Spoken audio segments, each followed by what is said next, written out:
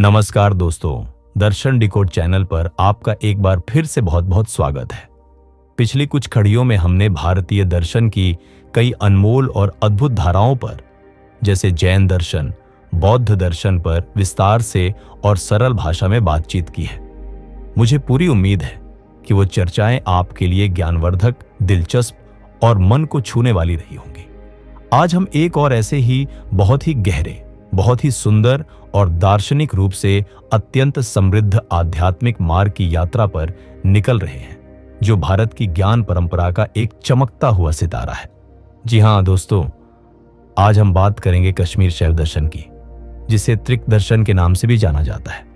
ये एक ऐसा दर्शन है जो हमें बताता है कि ये पूरी दुनिया, ये पूरी सृष्टि और हम खुद उस एक ही परम चेतना, परम शिव का ही रूप है। बस हमें इस सच्चाई को पहचानना है। तो चलिए आज इस अद्भुत और आनंदमय दर्शन को आसान भाषा में समझने की कोशिश करते हैं। सबसे पहले ये जानते हैं कि कश्मीर शैव दर्शन आखिर है क्या और यह कहां और कब फला फूला। जैसा कि नाम से ही पता चलता है, इस दर्शन का उदय और विकास मुख्य रूप से भारत के स्वर्ग कहे जाने वाले कश्मीर की खूबसूरत वादियों में हुआ। खासकर 8वीं से 12वीं शताब्दी के बीच का समय इसका स्वर्णकाल माना जाता है। यह शैव दर्शन की एक बहुत ही खास और प्रभावशाली शाखा है, जो अद्वैत यानी गैर द्वैतवादी सिद्धांत पर आधारित है। इसका मतलब यह है कि यह मानता है कि परम सत्य या अंतिम वास्तविकता केवल एक ही है, और वह है परम शिव। यह दर्शन हमें यह नहीं सिखाता कि दुनिया एक भ्रम है या माया है जिसे हमें छोड़ देना है, जैसा कि कुछ अन्य अद्वैतवादी दर्शनों में कहा जाता है, बल्कि कश्मीर शैव दर्शन कहता है कि यह दुनिया, इसकी सारी सुंदरता, इसकी सारी विविधता, यह सब कुछ उसी परम शिव की शक्ति का खेल है, उसी की अभिव्यक्ति है, और इसलिए यह भी सत्य है, यह भी दिव्य है। यह इस दर्शन की एक बहुत ही अनोखी और आकर्षक बात है। इसकी जड़ें प्राचीन शैव आगमों और तंत्रों में बहुत गहराई तक जाती हैं, और यह तंत्र के सकारात्मक और जीवन को स्वीकार करने वाले दृष्टिकोण को अपनाता है। अब बात करते हैं कश्मीर शैव दर्शन के सबसे मूल और केंद्रीय विचार की, यानी परम सत्य क्या है। इस दर्शन के अनुसार परम सत्य है परम शिव। ये वो शिव नहीं है जिन्हें हम आम तौर पर कैलाश पर ध्यान करते हुए या पार्वती के पति के रूप में जानते हैं, हालांकि वे भी उन्हीं का एक रूप है। यहां परम शिव का मतलब है वह परम चेतना, वह असीम, अनंत, निराकार, निर्गुण सत्ता जो हर चीज का आधार है, जो हर जगह मौजूद है और जिससे ही सब कुछ पैदा होता है, जिसमें ही सब कुछ टिका रहता है और जिसमें ही सब कुछ वापस लीन हो जाता है। ये परम शिव दो रूपों में समझे जाते हैं, या यूं कहें कि उनके दो पहलू हैं जो एक दूसरे से कभी अलग नहीं हो सकते। पहला है शिव और दूसरा है शक्ति। शिव यहां पर शुद्ध, निर्मल, अनंत चेतना या प्रकाश, जिसे प्रकाश भी कहा गया है, के रूप में है। वे शांत हैं, स्थिर हैं, अपरिवर्तनशील हैं, और शक्ति उन्हीं शिव की अपनी, उनसे कभी अलग न होने वाली, स्वाभाविक, क्रियाशील, रचनात्मक और गतिशील ऊर्जा है, जिसे विमर्श भी कहा गया है। इसे ऐसे समझिए जैसे आग और उसकी जलाने की या गर्मी देने की शक्ति। क्या आप आग को उसकी गर्मी से अलग कर सकते हैं? नहीं कर सकते। उसी तरह शिव और शक्ति हमेशा एक साथ हैं, एक ही सिक्के के दो पहलू हैं। यह पूरी दुनिया, यह सारी सृष्टि, यह सब कुछ उसी शक्ति का खेल है, उसी का फैलाव है, उसी की अभिव्यक्ति है। शक्ति ही शिव की इच्छा से इस अनेकता भरे जगत का रूप लेती है। तो यह दुनिया कोई भ्रम या माया नहीं है, बल्कि यह शिव शक्ति का ही एक वास्तविक और दिव्य नृत्य है, एक आनंदमय लीला है। अब एक बहुत ही दिलचस्प सवाल उठता है कि अगर परम सत्य एक ही है, यानी परम शिव, तो फिर यह इतनी सारी अलग अलग चीजें, इतने सारे जीव जंतु, ये पूरी दुनिया हमें अलग अलग क्यों दिखाई देती है? वह एक अनेक कैसे बन गया? इसका जवाब कश्मीर शैव दर्शन 36 तत्वों के सिद्धांत के माध्यम से देता है। तत्व का मतलब है वहपना या किसी चीज का मूल सार। ये 36 तत्व हमें यह समझाते हैं कि कैसे वह एक परम चेतना धीरे धीरे कई स्तरों से गुजरते हुए इस स्थूल जगत और हम जैसे सीमित जीवों के रूप में प्रकट होती है। इन 36 तत्वों में सबसे पहले 5 शुद्ध तत्व आते हैं जो सीधे सीधे शिव शक्ति के दिव्य और असीमित स्वरूप से जुड़े हैं।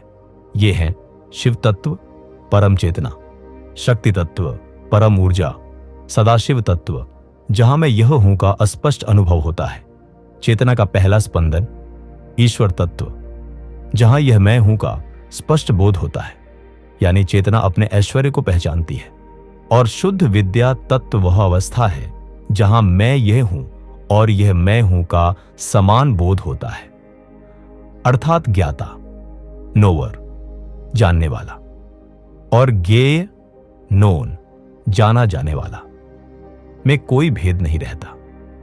ये पांचों तत्व उस परम अवस्था को दर्शाते हैं जहां अभी कोई सीमा या बंधन नहीं है। इसके बाद आता है माया का तत्व।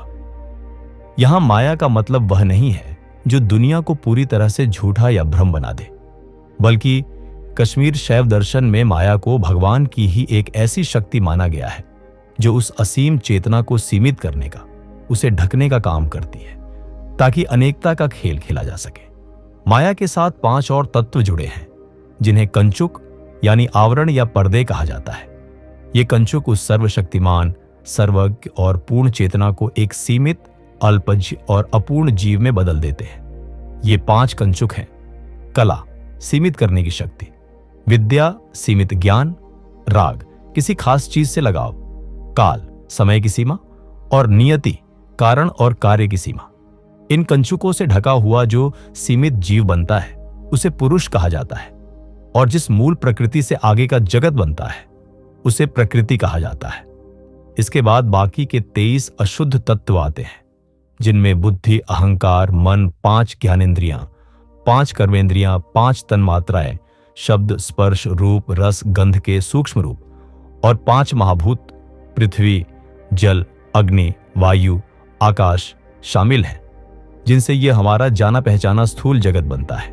तो इस पूरी प्रक्रिया का सार यह है कि हम सभी जीव अपने मूल स्वरूप में तो वही परम शिव ही हैं, लेकिन माया और उसके कंचुकों के कारण हम अपने असली स्वरूप को भूल गए हैं और खुद को सीमित, छोटा और दुखी मानने लगे हैं। तो अब यह सवाल उठता है कि अगर हम असल में शिव ही हैं तो फिर हम अपने आप को इतना बंधा हुआ, इतना सीमित और इतना दुखी क्यों महसूस करते हैं? इसका कारण है मल, यानी अशुद्धियां या गंदगी जो हमारी असली चमक को, हमारे असली स्वरूप को ढक लेती है। कश्मीर शैव दर्शन 3 तरह के मुख्य मल्लों की बात करता है। पहला है आणव मल। यह सबसे सूक्ष्म और सबसे गहरा मल है। इसका मतलब है अपने आप को अणु यानी छोटा, अपूर्ण और सीमित मानने का भाव। यह हमारे अंदर एक पैदाइशी कमी या अधूरेपन का एहसास है जो हमें अपने असली अनंत स्वरूप से दूर रखता है। दूसरा है माय्य मल। यह माया से पैदा हुआ मल है। इसकी वजह से हम द्वैत यानी भेदभाव के भ्रम में पड़ जाते हैं। हम खुद को दूसरों से, दुनिया से और उस परम शिव से अलग और भिन्न समझने लगते हैं। मैं और मेरा, तू और तेरा का यह भाव इसी माय्य मल के कारण आता है। तीसरा है कार्म मल। यह हमारे कर्मों और उनके फलों से पैदा हुआ बंधन है। जब हम खुद को एक सीमित कर्ता मानकर अच्छे बुरे काम करते हैं तो हम उनके फलों से बंध जाते हैं और जन्म मरण के चक्कर में फंसते रहते हैं। ये मल हमारी सीमित पहचान और हमारे गलत नजरिए से ही पैदा होता है। तो इन मलों से, इन बंधनों से छुटकारा कैसे पाया जाए? अपने असली शिव स्वरूप को कैसे पहचाना जाए? इसका जवाब कश्मीर शैव दर्शन एक बहुत ही सुंदर और सीधे शब्द में देता है, प्रत्यभिज्ञा। प्रत्यभिज्ञा का मतलब है पहचानना या फिर से जान लेना। यानी हमें कुछ नया बनना नहीं है, हमें कहीं और जाकर शिव को खोजना नहीं है, बल्कि हमें सिर्फ यह पहचानना है, यह याद करना है कि हम तो हमेशा से, अभी और यहीं, वही परम शिव ही हैं। ये एक आहा वाला क्षण है जब अचानक हमें अपने असली स्वरूप का बोध हो जाता है, जैसे कोई भूली हुई बात अचानक याद आ जाए। और जैसे ही यह पहचान होती है, ये सारे मल, सारे बंधन अपने आप कमजोर पे पड़ने लगते हैं और धीरे धीरे खत्म हो जाते हैं। जैसे सूरज के निकलने पर अंधेरा अपने आप गायब हो जाता है। अब इस प्रत्यभिज्ञा यानी आत्म पहचान तक पहुंचने के लिए कश्मीर शैव दर्शन ने साधक की योग्यता और समझ के अनुसार अलग अलग रास्ते या उपाय भी बताए हैं। इन्हें उपाय कहा जाता है। मुख्य रूप से 4 उपाय बताए गए हैं।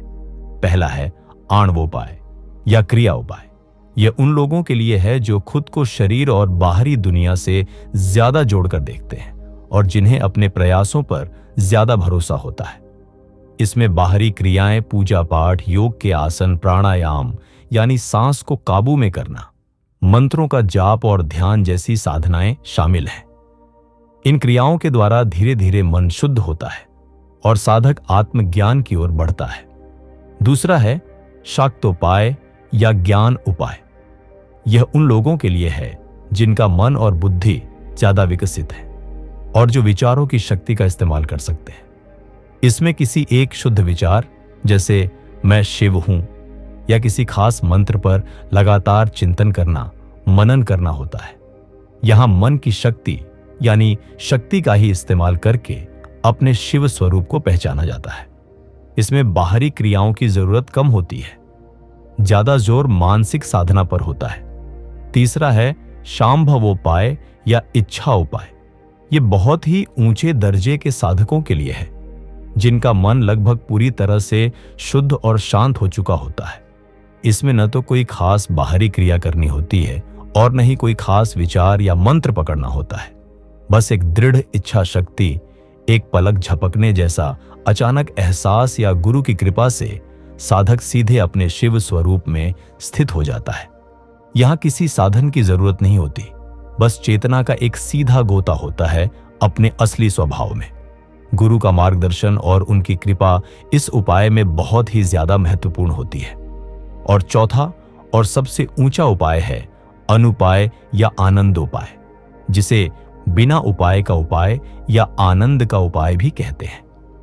यह उन परम सिद्ध आत्माओं के लिए है जो इतने ज्यादा विकसित हो चुके होते हैं कि उन्हें किसी भी खास साधना या तरीके की जरूरत ही नहीं पड़ती।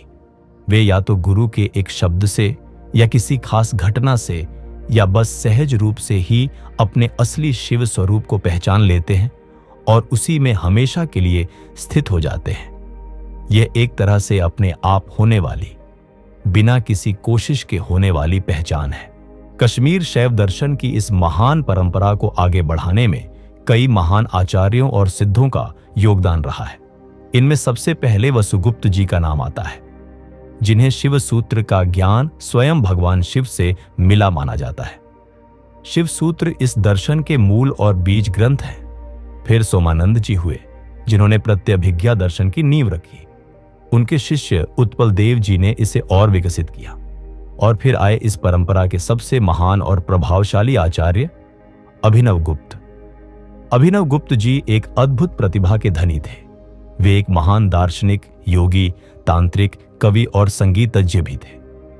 उन्होंने कश्मीर शैव दर्शन की सभी अलग अलग धाराओं को एक साथ मिलाकर एक बहुत ही सुंदर और व्यवस्थित रूप दिया। उनका लिखा हुआ ग्रंथ तंत्रालोक इस दर्शन का सबसे बड़ा और सबसे महत्वपूर्ण ग्रंथ माना जाता है। इसके अलावा उन्होंने प्रत्यभिज्ञा हृदयम जैसे कई और भी महत्वपूर्ण ग्रंथ लिखे। उनके बाद क्षेमराज जैसे आचार्यों ने भी इस परंपरा को आगे बढ़ाया और कुछ महत्वपूर्ण ग्रंथों में स्पंद कारिका और विज्ञान भैरव तंत्र का नाम भी लिया जा सकता है। विज्ञान भैरव तंत्र में तो ध्यान की 112 अद्भुत विधियां बताई गई हैं। तो संक्षेप में कहें तो कश्मीर शैव दर्शन हमें एक ऐसा अद्भुत और आनंद से भरा हुआ नजरिया देता है, जिससे हम खुद को, इस दुनिया को और उस परम सत्य को एक नए रूप में देख सकते हैं। यह हमें सिखाता है कि डरने की कोई बात नहीं है। हम अकेले नहीं हैं। हम उस परम शिव का ही अंश हैं, बल्कि हम खुद ही शिव हैं। बस हमें अपनी इस असली पहचान को याद करना है, उसे पहचानना है। यह थी कश्मीर शैव दर्शन पर एक छोटी सी सरल सी चर्चा। यह विषय इतना गहरा और इतना विशाल है कि इसे कुछ ही समय में पूरी तरह समेटना तो नामुमकिन है, लेकिन मुझे पूरी उम्मीद है कि इस बातचीत से आपके मन में इस अद्भुत, सुंदर और जीवन को उत्सव बनाने वाले दर्शन के प्रति एक सही समझ, एक गहरा सम्मान और इसके बारे में और भी ज्यादा जानने की एक तीव्र इच्छा जरूर पैदा हुई होगी। और हां दोस्तों, जैसा कि मैं हमेशा कहता हूं, अगर आपको हमारे यह प्रयास, हमारी यह कोशिश अच्छी लगती है और आप हमें इस ज्ञान की यात्रा को आगे बढ़ाने में और भी अच्छे और गहरे विषय आप तक लाने में थोड़ा सहयोग देना चाहते हैं, तो कृपया वीडियो के नीचे दिए गए सुपर थैंक्स बटन का इस्तेमाल करने पर विचार करें। यह एक छोटा सा दिल या डॉलर के निशान वाला बटन होता है, जिसके जरिए आप एक छोटी सी सहयोग राशि भेजकर हमारे चैनल को और भी बेहतर और ज्ञान बढ़ाने वाली सामग्री बनाने में हमारी मदद कर सकते हैं।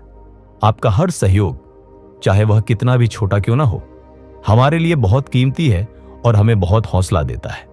हम जल्द ही दर्शन के किसी और महत्वपूर्ण और दिलचस्प पहलू के साथ आपके सामने हाजिर होंगे। तब तक के लिए अपना ख्याल रखिए, जागरूक रहिए और अपने भीतर बसे उस शिव को पहचानने की कोशिश करते रहिए। दर्शन डिकोड से जुड़े रहने के लिए और इतनी शांति और इतने ध्यान से मेरी बातें सुनने के लिए आपका दिल से बहुत बहुत धन्यवाद।